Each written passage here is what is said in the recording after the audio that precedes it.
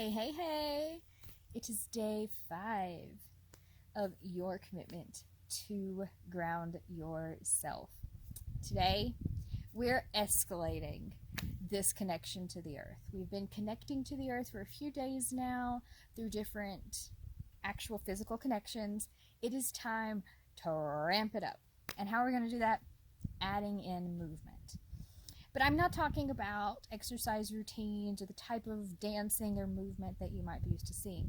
I'm talking about small, intuitive movements that will communicate back to our nervous system. Because when we're grounding, we're ultimately grounding our nervous system. And our nervous system communicates in small movements more so than it does in thoughts. When you think about that, you think about adrenaline or what happens when something is flying at your face. You flinch or duck. Those are the movements of the nervous system. That's how the nervous system communicates initially. So we can communicate back to the nervous system with small little movements as well.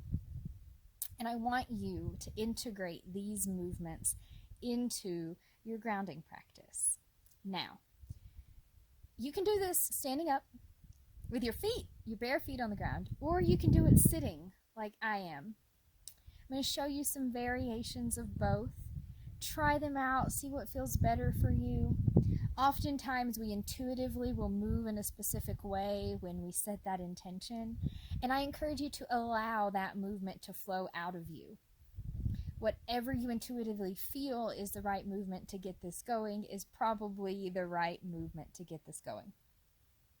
So there are first a few of these that I'll share with you for you to choose from. There's swaying and rocking, which are basically the same thing. They're the same one.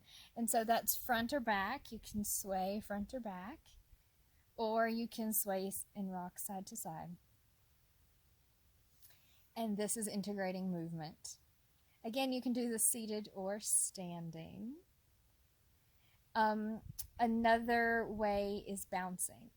Now, if you want to stay closer to the ground with this and you want to establish that root connection, you can bounce in sort of a frog pose. And that looks like this.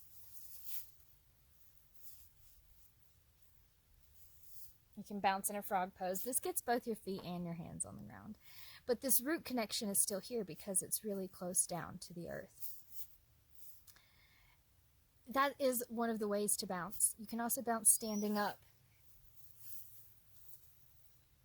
like this.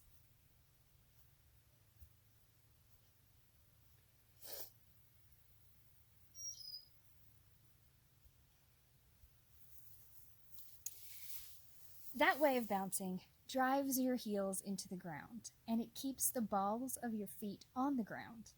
And later we'll learn about how there's a grounding connection to certain points in your feet.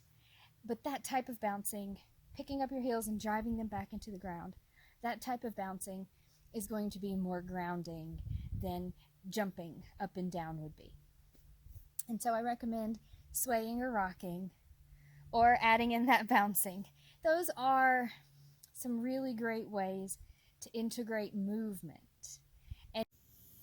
Yesterday my camera cut off while I was recording, so I just want to finish saying that swaying, rocking, and that type of bouncing can really add some movement into your grounding practice and can really help you transmute that energy that often comes up when we've grounded ourselves.